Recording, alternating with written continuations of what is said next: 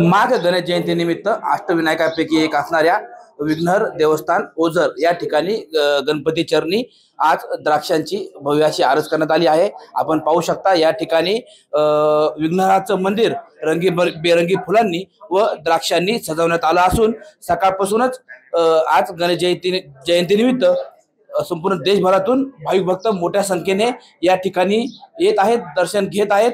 दर्शनासाठी रांगा लागलेल्या सकाळपासून पाहायला मिळत आहेत। या ठिकाणी गणपती चरणी नाशिकच्या द्राक्ष बागायतदारांनी द्राक्षाची मोठी आरज केलेली आहे। आपल्या सोबत आहेत विघ्नहर देवस्थान ट्रस्टचे अध्यक्ष गणेशजी कवडे। कवडे साहेब, काय सांगाल, आज गणेश जयंती आहे व त्यानिमित्त काय काय नियोजन करण्यात आलेले आहे? आज गणेश जयंती, प्रथमतः सर्व भाविक भक्तांना मी गणेश जयंतीच्या मनापासून शुभेच्छा देतो। सगळ्यात महत्त्वाचं म्हणजे आज पहाटे 5 वाजता श्रींचा अभिषेक झाल्यानंतर भाविकांसाठी मंदिर खुले गेले। आत्ताच 7:30 वाजता श्रींची आरती झाली आणि आता थोड्या वेळाने साधारण 8:30 वाजता श्री विघ्नहर सभामंडप जो दर्शन हॉल केलेला आहे त्या दर्शन हॉलचं आणि शक्तिभक्ती शिल्पाचं उद्घाटन होणार आहे।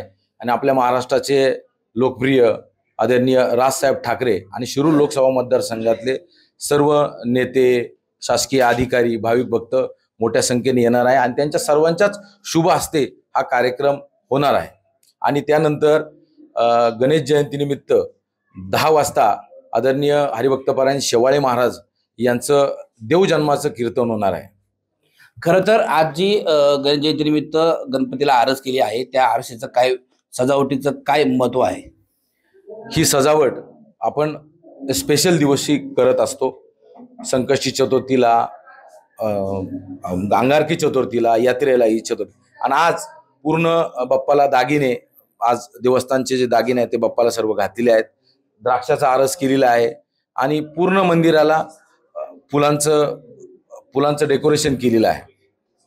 खरं तर आज गणेश जयंतीनिमित्त या ठिकाणी गणपती मंदिराला मोठं डेकोरेशन करण्यात आलं आहे, द्राक्षाचंही डेकोरेशन करण्यात आलं आहे व या मंदिराचा सभामंडप असेल किंवा या ठिकाणी उभारण्यात आलेल्या भक्तिशक्ती शिल्पाचंही आज महाराष्ट्र नवनिर्माण सेनेचे अध्यक्ष राज ठाकरे यांच्या हस्ते थोड्याच वेळात उद्घाटन होणार आहे। गणेश जयंतीनिमित्त विघ्नहराच्या दर्शनासाठी भाविकांनी मोठ्या प्रमाणात गर्दी केली असून या ठिकाणी लवकरच थोड्या वेळामध्येच राज ठाकरे यांच्या हस्ते या मंदिराच्या सभामंडपाचा व भक्तिशक्ती शिल्पाचा उद्घाटन संपन्न होणार आहे। टाइम्स नाऊ मराठीसाठी सचिन तोडकर, श्री क्षेत्र ओझर।